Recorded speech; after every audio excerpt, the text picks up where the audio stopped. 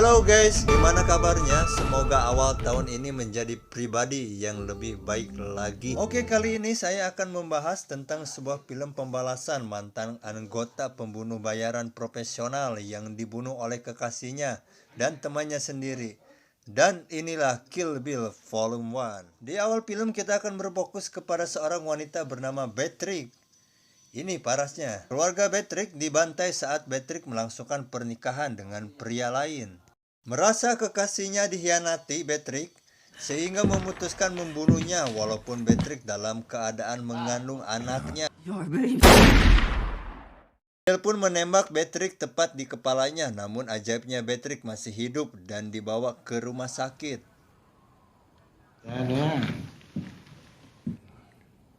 Man had to be mad dog. He's a tall drinker.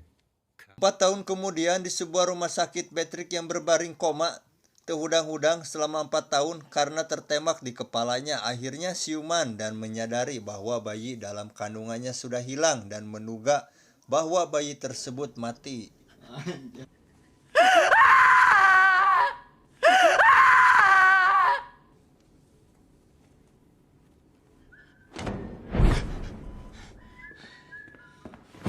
Selama berbaring, Beatrix pun sempat mengalami pelecehan seksual oleh oknum petugas rumah sakit selama 4 tahun ini. All you want. Keep the noise down. Try not to make a. Oh shit! Oh, goddamn you. Dan saat mereka hendak wisata kuliner, seketika itu Beatrix bangun dan membunuh para siluman gagang panto hanya dengan tangan kosong. Mereka tidak menyadari bahwa Beatrix adalah mantan pembunuh bayaran, mampu menghabisi mereka dengan mudah. Where's Bill? Selama 4 tahun koma, Beatrix pun harus ngesot dan menggunakan kursi roda keluar dari rumah sakit.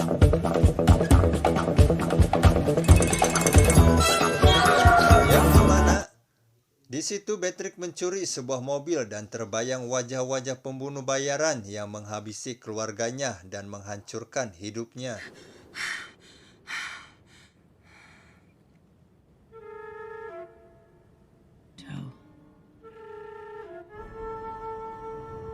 When fortune smiles on something as violent, Oren Ishii was the easiest. Hard parts. Singkat cerita, Beatrix pun pergi ke Okinawa, Jepang untuk menemui seorang pembuat katana paling terkenal di sana. Dia bernama Hattori Hanjo, di mana dia adalah seorang guru dan juga pembuat katana paling kuat yang dimiliki Bill saat ini. Hattori Hanzo. Nihon to kaitsuyo de. Beatrix pun meminta katana yang lebih kuat dari Bill. Sang guru yang melihat tatapan mata Beatrix yang mengandung aroma penuh dendam, akhirnya sang guru pun menunjukkan dan memberikan katana tersebut. Should I help you? And considering the student,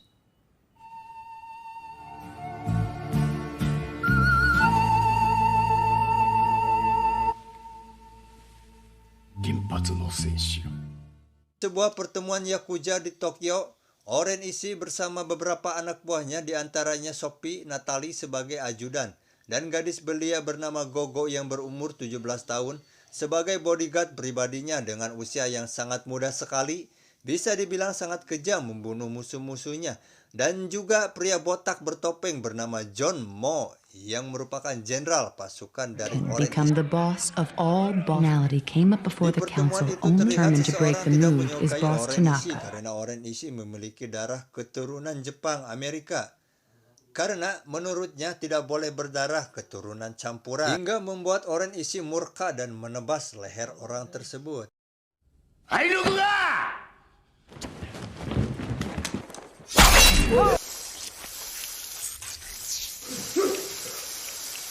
To Tokyo, please. Kembali ke si Beatrix yang berangkat ke Tokyo untuk membunuh targetnya.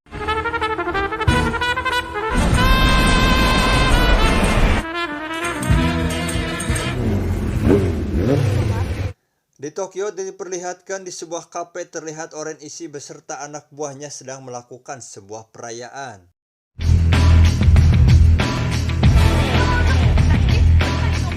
Dengan waktu bersamaan, Patrick juga berada di sana untuk mencari informasi tentang Oren Ishii. Di saat Oren Ishii berada di suatu ruangan, Patrick pun mengintip yang membuat Oren Ishii menyadari ada orang di luar sana dan menyuruh Gogo untuk memeriksanya. Ketika Gogo memeriksanya, saat itu juga Patrick naik dan bertahan di langit-langit muncul Urama Spiderman.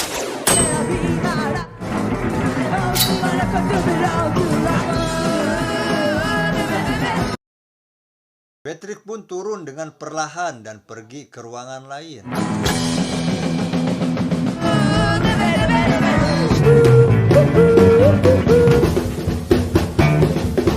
Di sana, Patrick menemukan Sophie sedang menelepon dan seketika Patrick pun mengenalinya. Hi. Patrick yang membawa Sophie ke hadapan Oren Ishii dan berteriak keras memanggilnya dan seketika memotong tangan Sophie sebagai tanda perlawanannya. Dan seketika orang-orang di sana berhamburan keluar ketakutan.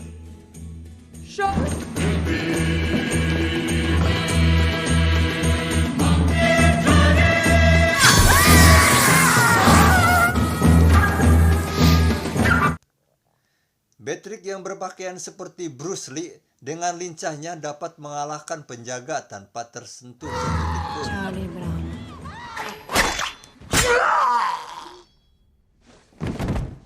So, Oren, どこだね? こっちはブラックマンバ. Setelah sebagian pasukannya tewas, Oren Ishii pun menyuruh Gogo melawan Patrick. Namun Patrick menyuruhnya jangan menyia-nyiakan usianya, di mana Patrick melihat Gogo masih sangat muda dan masih mempunyai masa depan yang panjang sebelum akhirnya tewas terbunuh. Mendengar hal tersebut, Gogo merasa terhina dan dianggap lemah, di mana Gogo langsung memutar-mutar gegendir bertindak untuk menyerang Patrick. Gogo yang terus menyerang dan Patrick yang sempat kehilangan pedangnya. Dikala Gogo berhasil mencekik Patrick, di situ terlihat sebuah bekas kaki meja yang masih ada pakunya dan menghantam kaki langsung menggebuk kepala si Gogo. Dengan kaki meja yang menempel di kepalanya, Gogo pun tewas seketika.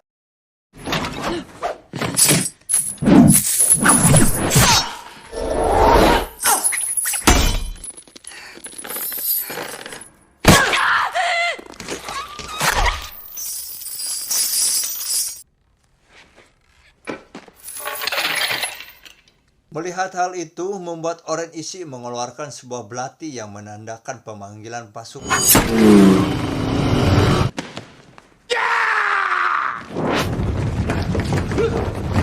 Dan tiba-tiba pasukan Oren Ishii pun berdatangan dengan sangat banyaknya.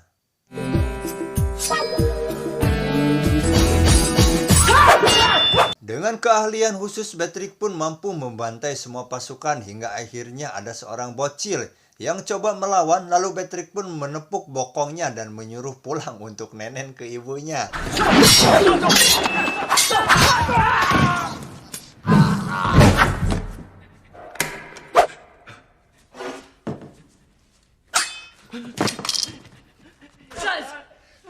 Go home to your mother! Tak lama kemudian, Patrick pun menyuruh pergi kepada pasukan Oren Ishii untuk pergi dari sini kecuali kepada Sophie agar tetap tinggal di sini. You stay right where you are.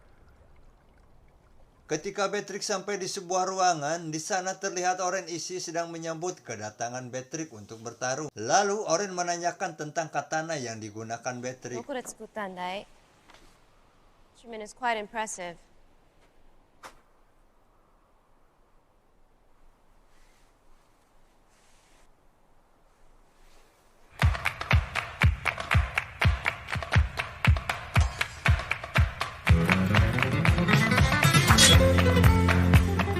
got the Kina.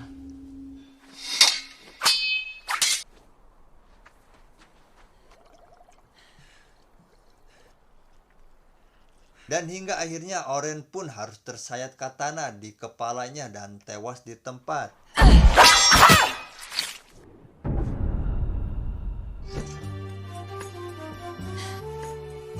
Hattori Hanzo. 遠吠えを Selanjutnya, Patrick yang membawa Sophie dan melemparnya di sebuah rumah sakit, bahwa yang dilakukan Patrick sengaja untuk memberitahu apa yang dilakukan dan memancing keberadaan Bill. Singkat cerita, Patrick yang kembali mencari targetnya yang lain yang menuju sebuah rumah mungil. Dan ternyata itu rumah Pernita, salah satu keempat dari pembunuh bayaran yang membunuh keluarganya. Tak banyak bicara, Patrick pun langsung meninju bebenguknya dan langsung terlibat perkelahian. Hingga perabotan rumah di sana berantakan yang secara kebetulan muncullah Putri Pernita yang baru saja pulang dari sekolahnya. Patrick pun menunda perkelahiannya dan Pernita pun sempat meminta maaf atas kejadian 4 tahun yang lalu. I fucked you over bad. I wish to God I hadn't. Namun, Patrick membantah karena yang dilakukannya terhadap dirinya dan keluarganya tidak bisa dimaafkan. Dan Patrick pun akan tetap membalaskan dendamnya terhadap mereka. Just because I have no wish to murder you before the eye, have unfinished business. Dan ketika Pernita hendak ingin membuatkan sereal untuk putrinya, tiba-tiba Very funny!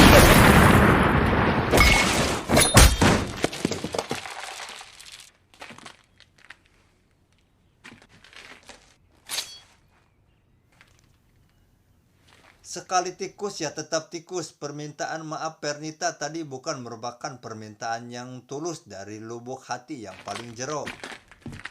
武士たるもの Dua target telah terbalaskan dan masih tersisa 3 pembunuh bayaran lagi. Yang diantaranya adalah Bud, Alex Draper, dan Bill yang merupakan ketua dari pembunuh bayaran dan juga kekasihnya. Demikian alur cerita yang saya dapat sajikan, semoga dapat menghibur di awal tahun kali ini. 決して Dan saya beserta segenap redaksi mengucapkan selamat tahun baru 2023. Semoga hari-hari kalian menyenangkan.